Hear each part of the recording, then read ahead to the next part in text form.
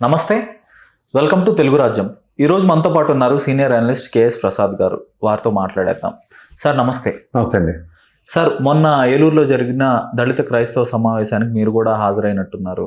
నా జీవితంలో నేను చదువుకున్న యూనివర్సిటీ నుంచి నేను అంబేద్కర్ భావజాలంతో ఎవడోడో అర్థమైన ఇజాల గురించే చెప్తాడు.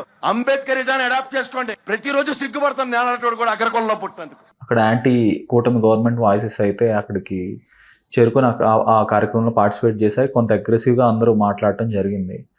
ఆ సందర్భంలో మీరు జడ శ్రావణ్ గారిని ఉద్దేశిస్తూ మీరు ఆయన అభినవ అంబేద్కర్ అని కూడా పొగడ్తల వర్షం కురిపించారు. కొంత అతిశయోక్తిగా అది అనిపించలేదా మీకు? మీరు నన్ను అత్యంతం గమనిస్తే ఓకే, నేనే లాస్ట్ మాట్లాడాను, తర్వాత శ్రవణ్ గారే మాట్లాడారు. నాకు శ్రవణ్ చాలా మంచి మిత్రుడు. ఓకే, ఆయన యాక్చువల్గా నేనేంటంటే నేను అదంతా చూసిన తర్వాత నేనేమనుకున్నానంటే ఆ కాన్సెప్ట్లో నేను అభినయ అంబేద్కర్ అని అభివర్ణించాను. అట్లీస్ట్ ఇంత ఈ సభలో అభినయ అంబేద్కర్ అంటే అంబేద్కర్ గారి లాగా అభినయించని చెప్పారు నా కోణంలో అయితే.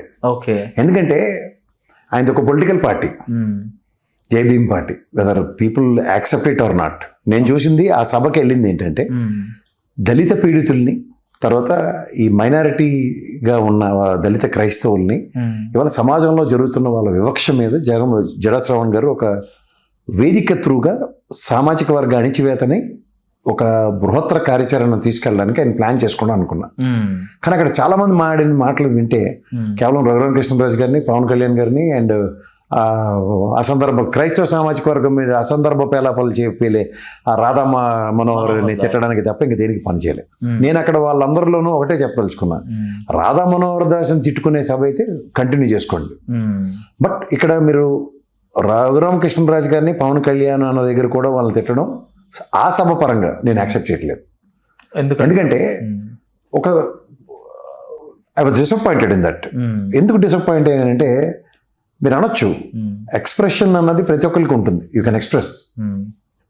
ఇది ఎలక్షన్ క్యాంపెయినింగ్ కాదు. తర్వాత నా దృష్టిలో జడా శ్రావణ్ గారు, రఘురామకృష్ణరాజు గారు ఒక వార్ జోన్లో ఉన్నారు. అది కూడా ఒక లీగల్ ఫైట్లో ఉన్నారు. ఓకే, రేపు పొద్దున రఘురామకృష్ణరాజు గారికి ఫేవర్గా రావచ్చు, లేదా జడా శ్రావణ్ గారికి ఫేవర్గా రావచ్చు. కానీ ఇక్కడ మనం నేను నిన్న నాలుకలు చీరేస్తాను, తొక్క తీసేస్తాను, తోలు వాయించేస్తానని ఒకరికొకరు డెలిబరేషన్స్, డెరిగేటరీ స్టేట్మెంట్స్ ఇచ్చుకోవడం ఎంతవరకు సమంజసం? ఇది నా దృక్పథం. ఓకే, రెండోది, నేను అక్కడ అందరూ మాట్లాడిన దానికి నేను కొంచెం భిన్నంగానే మాట్లాడాను, మీరు గమనిస్తే. ఎందుకంటే వాళ్ళ అణచివేత, అణగారింతనంలో మహానుభావుడు అంబేద్కర్ గారు ఇచ్చిన హక్కుల్ని సద్వినియోగపరచుకోకుండా హక్కుల కోసం మళ్ళీ పోరాటం ఏంటి నాకు చాలా ఆశ్చర్యం వేస్తుంది. పెద్దలు ఒక కాలేజీ ప్రిన్సిపల్ గారు ఉన్నారు, మా ఆంధ్ర యూనివర్సిటీ ప్రొఫెసర్ గారు ఉన్నారు, రిటైర్డ్ ఐఆర్ఎస్ ఆఫీసర్ ఉన్నారు. ఇలాంటి వాళ్ళు మాట్లాడిన దాన్ని క్యారీ చేస్తారేమో అనుకున్నాను. కానీ అక్కడ సొంత ఎజెండాలు, సొంత ఫ్రస్ట్రేషన్లు చాలా మంది తీర్చుకున్నారు. సో ఆ అగానిని, ఆ మొనాటమీని బ్రేక్ చేయడానికి నేను ఆ సామాజిక వర్గ స్పృహని, వాళ్ళు పడుతున్న అణిచివేతల మీద ఫోకస్ చేస్తారన్న కోణం నేను చూస్తే అది కన్నా అసలు కన్నా కొసర విషయాలు ఎక్కువ చర్చించబడ్డాయి.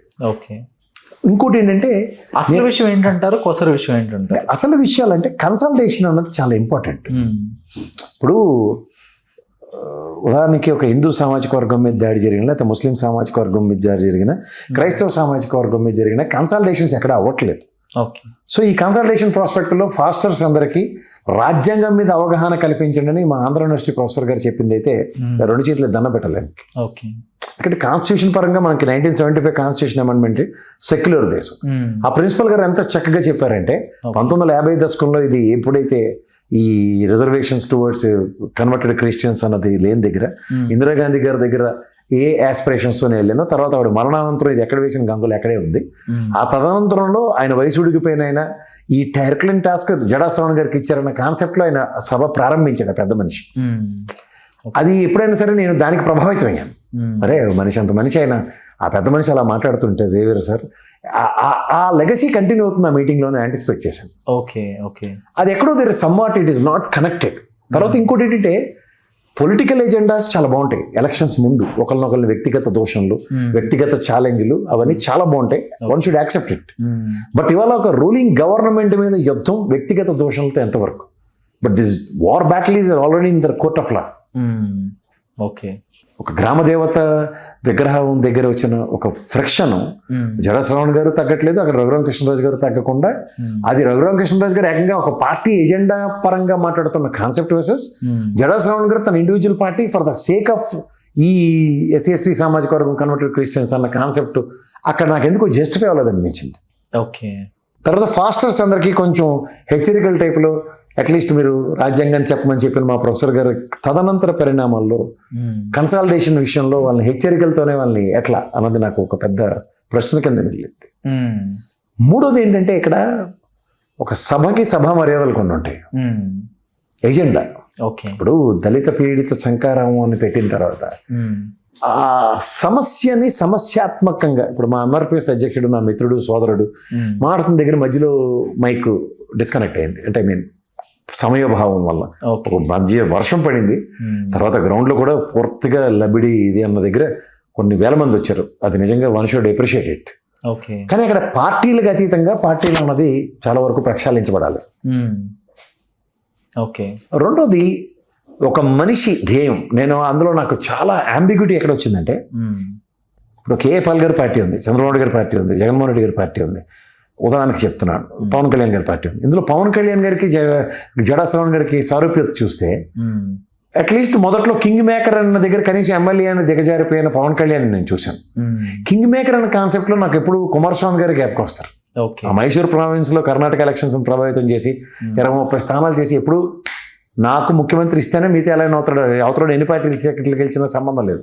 ఆ కాన్సెప్ట్ వీళ్ళిద్దరిలోనూ కనపడలేదు నాకు. ఓకే. అండ్ మూడోది ఈ జడా శ్రవణ్ గారు నన్ను ఉప ముఖ్యమంత్రి చేయండి అన్నాడు. It's a big air. రెండో ఎయిర్ ఏంటంటే అంటే ముఖ్యమంత్రి ఎవరు అవుతారని అది తర్వాత విషయం. ముందు ఇది ఆయన మాడింది ఆయనకే చెప్పాలి. ఓకే. రెండోది 1,14,00,000 సామాజిక వర్గం ఉన్న దగ్గర 10 లక్షల మంది చాలా అన్నాడు. నేనేమనుకున్నాను, ఇప్పుడు నేను రామచంద్ర యాదవ్ గారి మీటింగ్లకు కూడా వెళ్ళాను. దేర్ ఆర్ ఓన్లీ కన్ఫైనింగ్ అన్నది ఎలా ఉంటుంది. ఇప్పుడు రాష్ట్రంలో వెనుకబడి నియోజకవర్గాలు ఉంటాయి, ఎస్సీ ఎస్టీ సామాజిక వర్గాలకు కేటాయించిన నియోజకవర్గాలు ఉంటాయి. అక్కడ వేరే ప్రాంత ప్రజలు వేరే ప్రజలు కూడా ఉంటారు, వేరే సామాజిక వర్గాలు వాళ్ళకి.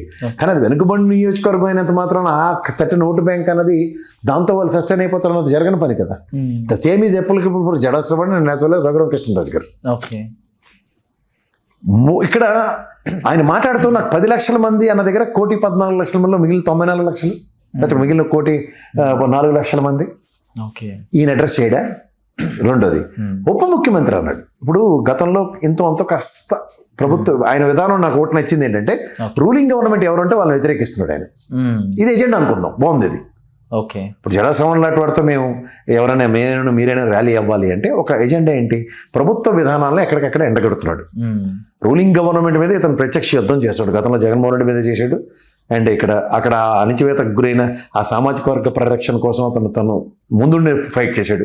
ఇది అతని ఎలివేషన్, అతనికి ఉన్న గౌరవం. ఓకే. ఐడెంటిటీ కదా. The same scenario right now from the last 2 years ఇతను తెలుగుదేశం గవర్నమెంట్ కూటమి గవర్నమెంట్ వచ్చిన దగ్గర డిఫర్ అవుతున్నాడు, మాట్లాడుతున్నాడు.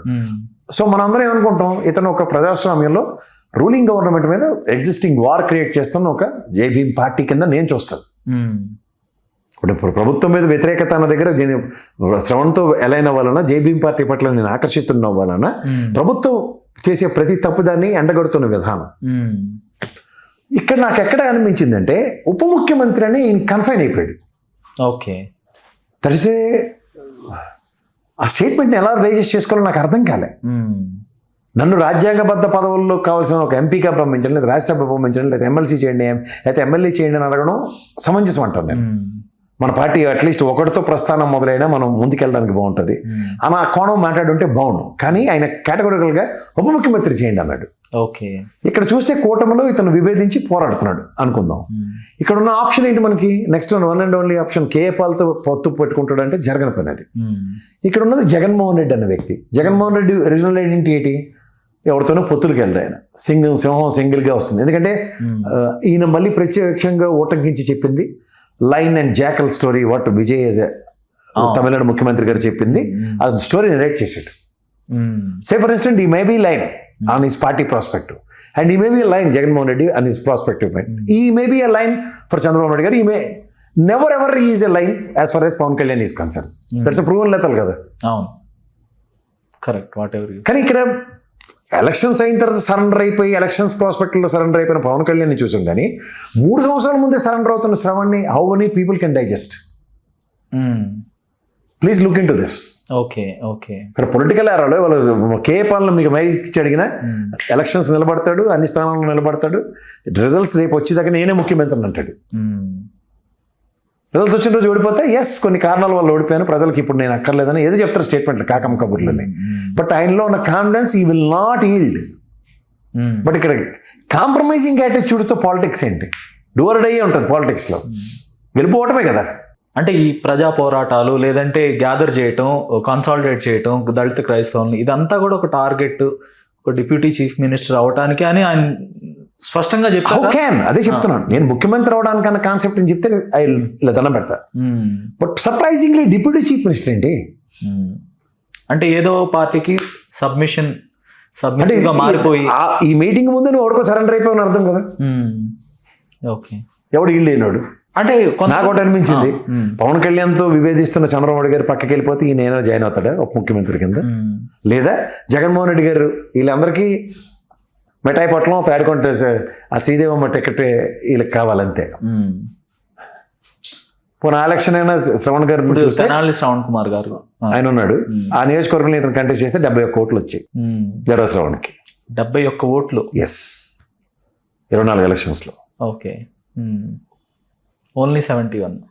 ఓకే, 1974 ఎన్ని వచ్చాయి.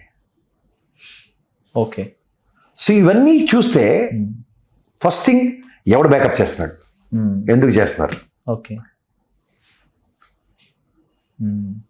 అక్కడ స్వీయ ఎజెండా జస్టిఫై అవ్వట్లేదు. నేను ప్రజల ప్రాబ్లంల మీద అడ్రస్ చేయడానికి వేదిక జేబీఎం పార్టీ కానట్టుగానే కనబడుతుంది. నేను కొన్ని సోషల్ మీడియాలో కొన్ని పోస్టులు చూశాను. కొంతమంది వైఎస్ఆర్సీపీ సింపథైజర్స్, సోషల్ మీడియా యాక్టివిస్టులు ఇదేమన్నా చంద్రబాబు నాయుడు గారు ప్లేస్ చేశారా? ఎందుకంటే కూటమి లక్ష్యాలు నెరవేరేలాగా, అంటే దళిత క్రైస్తవులు ఒకవైపు కన్సాలిడేట్ అయితే మరొక వైపు హిందువులు కన్సాలిడేట్ అవుతారు, అదే ఉద్దేశంతో వీళ్ళు ఇంత అగ్రెసివ్గా మాట్లాడించారు. తర్వాత రఘురామకృష్ణరాజు గారు కూడా నిన్న కూడా ఒక డౌట్ని ఎక్స్ప్రెస్ చేశారు. అంటే దీని వెనకాల చంద్రబాబు నాయుడు గారు ఉన్నారేమో అని ఒక డౌట్ని అయితే ఆయన ఎక్స్ప్రెస్ చేయడం జరిగింది. ఎందుకంటే గత 2 ఏళ్ళు నేను ఆయన డౌట్ ఎక్స్ప్రెస్ చేయడం ఏంటి? చంద్రబాబు నాయుడు గారితో ఆయన ర్యాలీ ఉన్నాడు కదా, అయినప్పటికీ ఉప స్పీకర్గా ఆయన ఉన్నాడు. దానికన్నా తెలుగుదేశం ఎమ్మెల్యే హుండి నుంచి ఆయన ఆ ఏరు మనకు ఆయన క్లియర్ చేయాలి, కానీ నేను మీరు కాదు కదా. పివి సునీల్ కుమార్ గారి మీద నేను కంప్లైంట్ చేసినప్పుడు చర్యలు తీసుకోమని, అది తీసుకోలేదు 2 years నుంచి. సో ఇప్పుడు నేను జడ శ్రావణ్ మీద నా మీద మాట్లాడిన మాటలకి నేను ఇప్పుడు కేసు పెట్టినా కూడా ఈ గవర్నమెంట్ పట్టించుకోదు, స్పందించదు. సో పవన్ కళ్యాణ్ గారు హోమ్ మినిస్టర్ అయ్యేంత వరకు నేనైతే కేసు పెట్టను,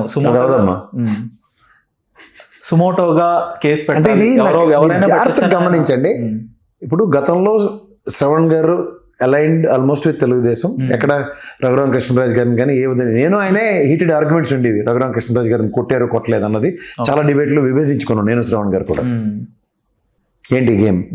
ఇప్పుడు రఘురామకృష్ణరాజు గారికి అన్ని అవకాశాలు ఉన్నాయి. ఆయన పార్ట్ ఆఫ్ కూటమి గవర్నమెంట్ గా ఉన్నాడు అండ్ పార్ట్ ఆఫ్ కూటమి ఎమ్మెల్యే. ఆయన తలుచుకుంటే ఇప్పుడు ఆ కేసు పెట్టొచ్చు. ఎందుకంటే ఫిజికల్ ఇంటిమిడేషన్ జరిగింది రఘురామకృష్ణరాజు మీద, నాలుగు కోయటం, ఇదన్నీ కూడా కొంత హెచ్చరింపు ధోరణిలో భయపెట్టడమే కదా. అక్కడ 2 జరిగాయండి. 2 చేతులు కలిస్తే కానీ తప్పట్లు రావు. కానీ నేను ఫస్ట్ అంటుంది ఏంటంటే, ఇది ఒక పబ్లిక్ డొమైన్లో పబ్లిక్ డాష్ మీద ఇన్ ఫ్రంట్ ఆఫ్ పబ్లిక్ ఒక పార్టీ అధ్యక్షుడు నాట్ ఇన్ ఎలక్షన్ క్యాంపెయినింగ్ ఓ డెలిబరేషన్ కింద ఎందుకు చూడట్లేదు? ఎలక్షన్ క్యాంపెయినింగ్లు ఇవన్నీ జరుగుతాయి, ఒకరినొకరు దూషించుకోవడం. గతంలో చూడండి, పవన్ కళ్యాణ్ మడతెట్టేస్తాను, చంపేస్తాను, తొక్కిన ఆరతేస్తాను, ఇవన్నీ మాట్లాడు కదా, యాక్సెప్టెడ్, జరిగిపోయింది ఎలక్షన్.